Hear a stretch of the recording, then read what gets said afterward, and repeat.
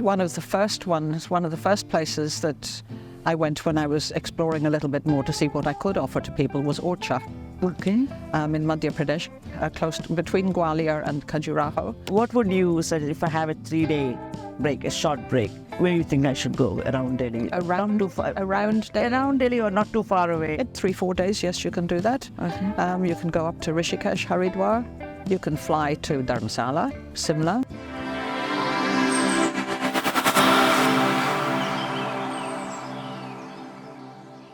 Joining us today is Beatrice Grove. Beatrice is an Indian Irish Kiwi. She is born in India, brought up in Ireland, and living currently in New Zealand part of the time and part of the time in India.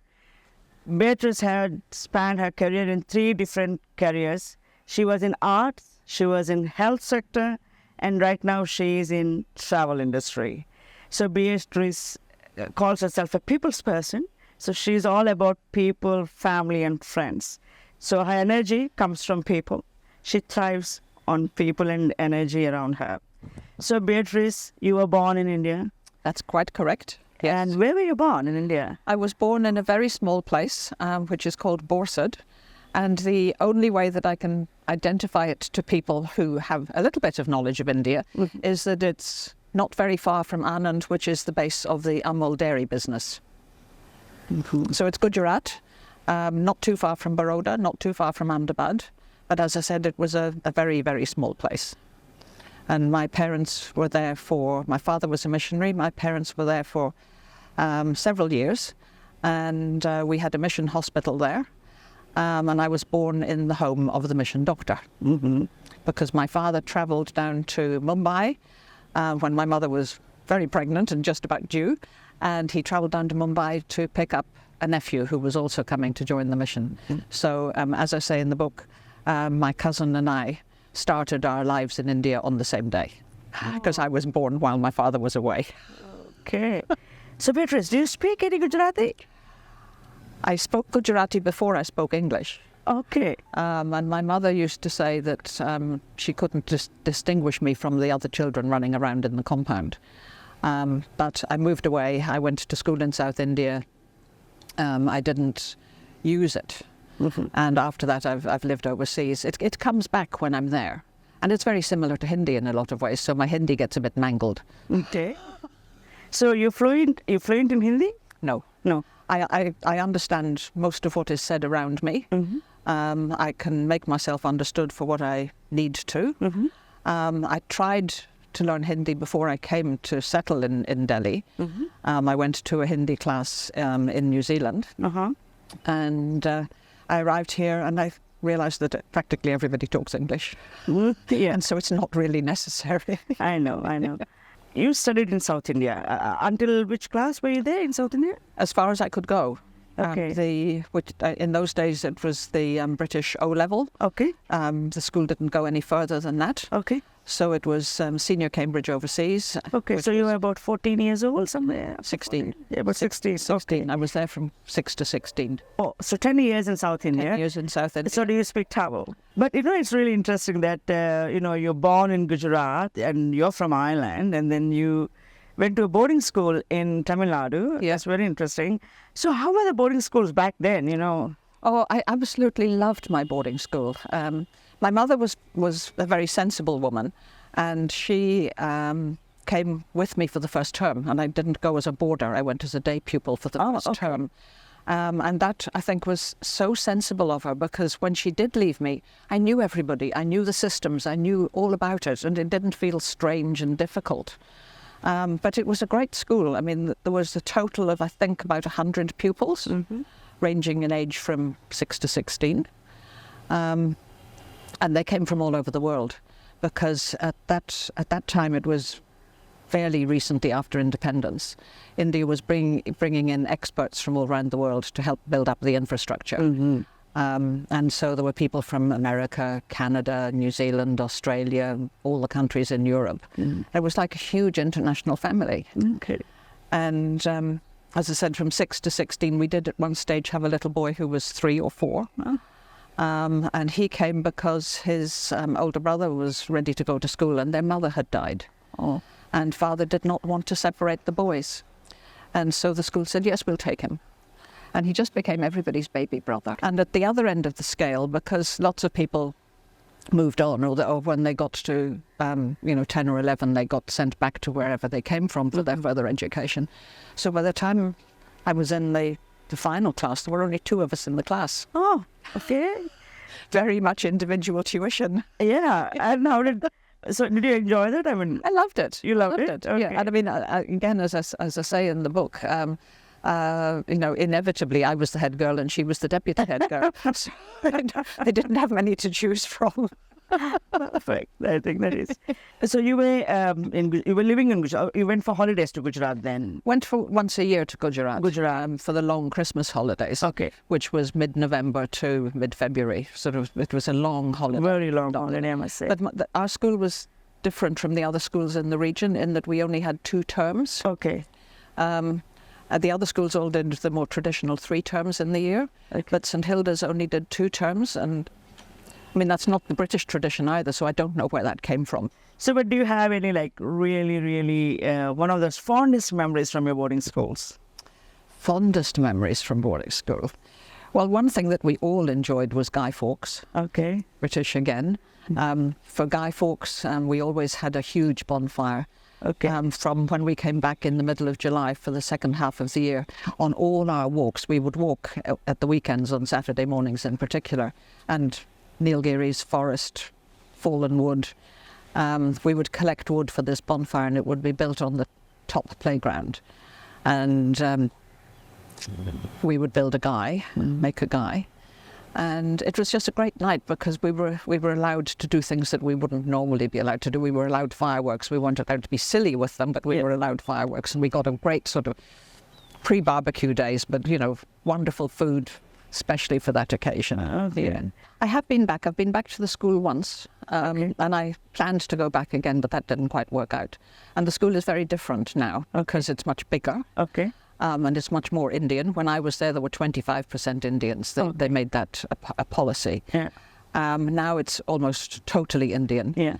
And as I say, much bigger, and they've added science labs, which we never had. Okay. But it's still, in a lot of ways, very much the same. I mean, it's the same traditions, the same, walking down to the church on the Sunday morning, little crocodile of people going down the hill. Okay.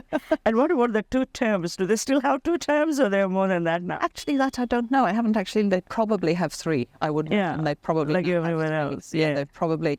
It did make it difficult for people who had more than one child because St Hilda's was girls only. Okay. And so if you had a boy and you wanted him to study in the same area, he had to go to one of the other schools. And then the holidays never matched. Oh, yes. Yeah. That makes it tough for the parents. Makes it very tough for the parents. Yeah. I know you were very passionate about India. That's why you decided to live half time in India and half time in New Zealand. More than half in India. More than half in India. So that's even, we're very happy that you can do that. And we are very happy that you enjoy India so much. So what is it? What brings you? Is it just because you were brought up in the beginning of your age? I mean, you were born here. Is that the connection or you have more than that? It's more than that. I mean, a lot of people say you have a tendency to go back to your roots when you get older. Okay. And perhaps it's partially that. But it's people. It's the lifestyle. It's largely people. I have a lot of connections here. But the lifestyle too, I mean, it's vibrant. You can never be bored. There's always something happening. You walk around any corner and there's something fascinating. You travel, I go back to New Zealand. I can only really take New Zealand for a couple of months. I catch up with lots of people. I make them all go mad because I'm busy organising get-togethers and all that sort of thing because, I need the vibe around me. And here it's just, you don't have to do anything. It's there automatically. Yeah, as you said, you're a people's person. You need people. That's the energy, people around you is what you drive on. Exactly. Yeah, absolutely. I know from your book, reading your book, I've seen a lot of your experience. Like from here, you went to Ireland, right? Yes. And then you again tried a little bit to get into accounts so that you can join your father's. Am I right? Because your father tried to come back to India again. My father was working here. I came back out here on holiday. Yeah. And he was struggling with the paperwork because he was very practical. Okay. I mean, he was here trying to help people. I mean, he he grew corn, he introduced chickens, he drilled wells, as well as preaching occasionally. Yeah. And he at that time had got a grant from Oxfam, but Oxfam wanted, everything, everything ticked off, documented. everything documented, and he was too busy out there doing the work. And so when I arrived, he said, "Oh, we can't go on holiday because I have to do this paperwork or the grant will stop." And so I said, "Well, look, let me help." And so we sat down together in his office and worked it all out and documented everything as far as we could and sent it off, and then we could go on holiday. And I thought, he's never going to do the paperwork. Okay. He'll always be out there with the people doing something. Yeah. And maybe when I came back, and it was a couple of years since I'd been in India, and I thought, yeah, I love this place, and I'll come back and I'll help. And so I went back to Ireland, and I gave up what I was doing at university, which I wasn't enjoying anyway, and went to do what they called in those days commercial training, which was typing, shorthand, bookkeeping. Ah, yes. And by the time I'd done that, he'd lost the grant. Oh, but did you manage to come back anyway to India then? I didn't come back to work. I came back to visit. Yeah, for holiday. Yeah. Visit friends. Yeah. So, I know that you organize these small specialized tours. Am I right? Yeah. So you do that throughout the year? How does that work? I do it whenever anybody wants it, basically. Okay. I custom design travel experiences for people. Yeah. I try to get people not only to go to the main tourist areas, which everybody inevitably wants to do, but to get them off the beaten track a little bit as well to the smaller places, and to mix with homestays so that they get a feel for the real India, not just the tourist India. Yes. So my business has really grown to a great deal through Delhi Network. Okay. When I came to India in 2002, 3, 4, my intention had been to retire. And I thought, I'll have a nice, easy life. Yeah. I'll take 2, 3 tours a year, maybe just, to get out there and do something. And I got involved with Delhi Network, which is an amazing organization. And at one stage, one of the chair people said to me, "Oh, would you like to take a group to Pushkar, to the Pushkar Fair this year?" And I said, "Oh, yeah, I could do that." "How many people do you think it'll be?" And she said, "Oh, 20. 72. That's a big group. That was a baptism of fire. Because we couldn't all fit in one camp. Yes. And we couldn't get camps close to each other. And so for me, it was a case of running between camps, trying to make sure everybody was okay. Sounds strange. Probably you needed a break after that break, right? Yeah. But then, I've done that every year since. And, then other people said, "Can you organize this for me? Can you organize that for me?" And I did that, and gradually it grew and grew and grew until now it's a full-time business. Yeah, it is. Yeah. Amazing. Yeah. People, it's interesting. It's very much the people connection. When I'm here, I'm busy. When I go back to New Zealand, people forget about me. Lots of people leave in the hot weather because it's the not kids as get their summer breaks. Exactly. And, That's right. Yeah. Absolutely. Yeah. So what is your favorite? Probably this is not a right question, but what's your favorite destination in India? Well, somebody asked me when I was doing the talk, and I said, that's the question you cannot answer. Cannot answer. I have a number of places that stick in my memory, a number of experiences that stick in my memory. Yeah. One of the first places that I went when I was exploring a little bit more to see what I could offer to people was Orcha. Okay. In Madhya Pradesh, between Gwalior and Khajuraho. And I think it has now been spoiled, but at that time it was a very beautiful small village with a lovely, clean, rocky river running through the middle. Okay. A few interesting things to see, but just a really nice vibe about it, just calm. I haven't been back for a long time, and they tell me they've now put a motorway through it, sort of. Okay. Which is inevitable, I suppose, progress. Yeah. At the other end of the scale, a place which I will go to anytime I can is Dera Amer outside Jaipur, near the Amber Fort, which is a privately owned estate. Okay.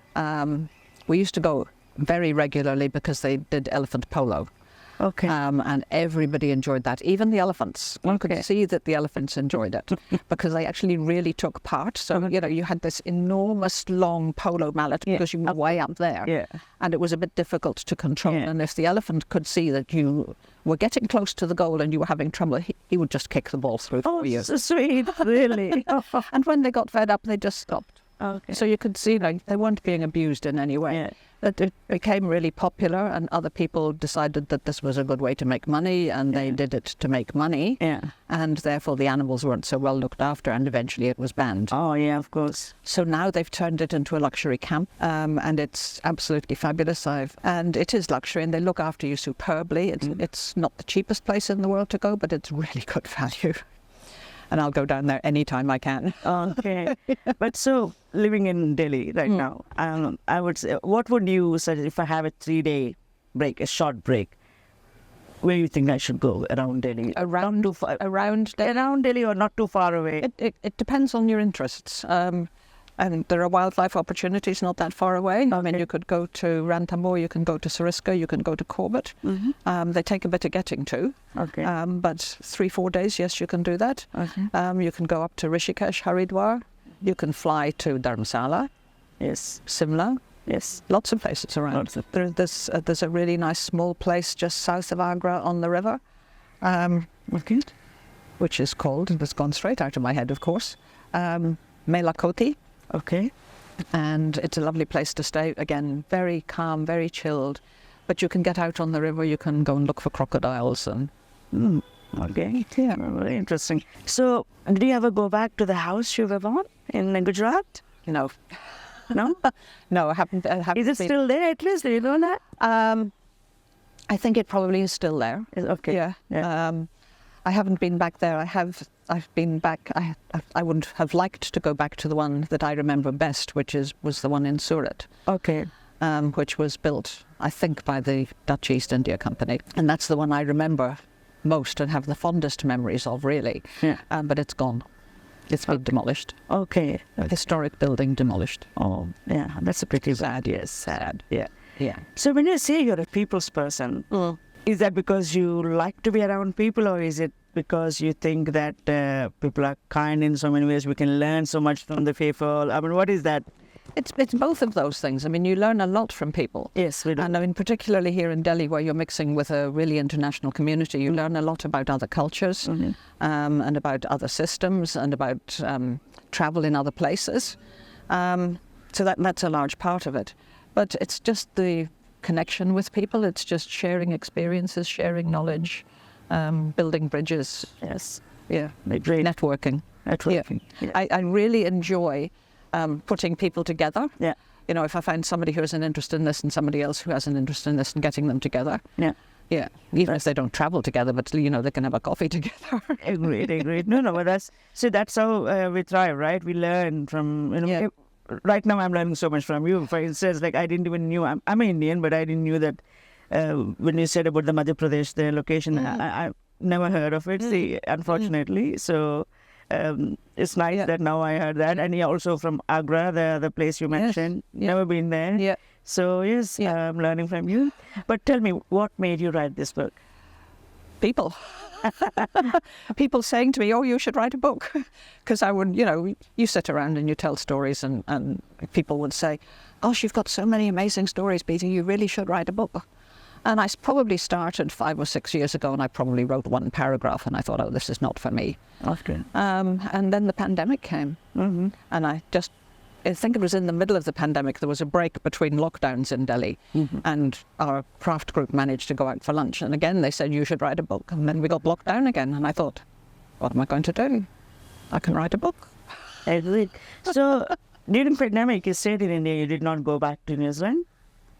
The New Zealand High Commission did give me the option to go back. Yeah, that's what I thought. They had one evacuation flight. There are not that many New Zealanders in India. And they had one evacuation flight. And they called me and they said, we can put you on this flight. And I went, yeah, thank you very much. Right. I'm quite comfortable here. Yeah. There will be lots of people around who have come on holiday, who will run out of money, who will have to pay for where they're staying. So take them. Yeah. So I stayed. I was fine. It wasn't a bad place to be locked down. What about food? Is there any favorite food?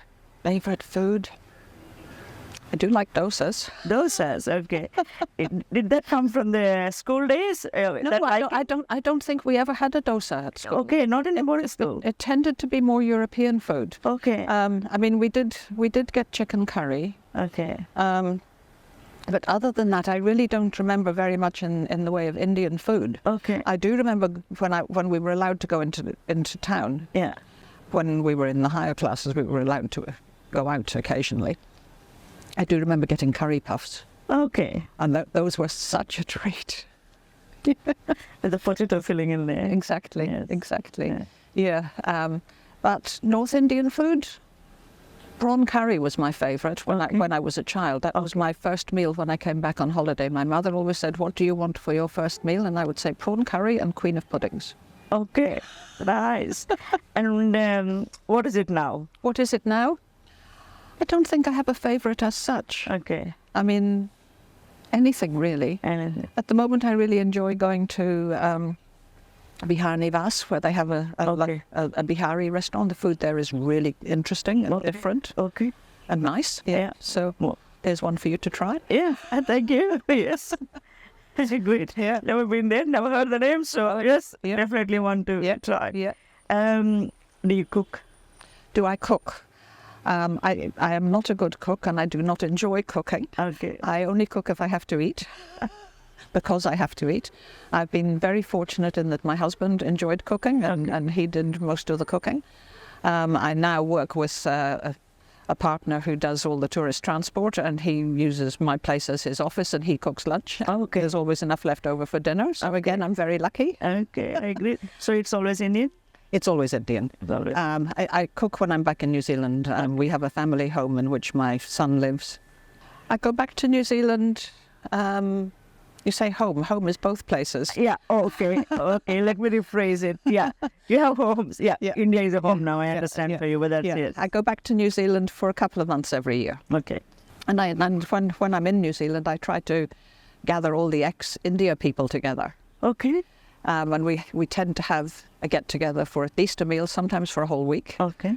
And because when you live in a country and you go back to somewhere else, people are superficially interested in what you've been doing. Yeah. But they don't really want to dig into all the photographs and all of that. So we get all our photographs out and we share all our memories, and we talk to people who understand what we're talking about and who've lived it. Yeah, lived it. Who've lived it. Very important. Yeah. Yeah, otherwise it can be just a fiction, right? Exactly. Yeah, they don't really understand. Yeah. Though I do remember my granddaughter when she was probably 10 or 11 and she had to do something at school about your grandparents. Okay. And she said, "I'm the only one in my class who had a grandparent who lives in India and plays elephant polo." Oh, yes. I mean, it's a proud moment. I mean, yeah. But because I don't think elephant polo is actually a common thing at all. I mean, yeah. No, it's not. I mean, there were international competitions, but I think they've probably stopped now too. Yeah, Because I guess so. Yeah. Yeah. I mean, people are much more aware of animal welfare nowadays, which is a good thing. So, Beatrice, thank you so much for coming on my show. It's been a Global Stories with Usha. And I read this book, and it is really beautiful. And it's such an easy read. And actually, I went back and read it again. Thank you. Yeah, Thank it's you so really much. nice. And thank you for loving our country so much. Oh, absolutely. Thank you. Thank you very much. Thank you.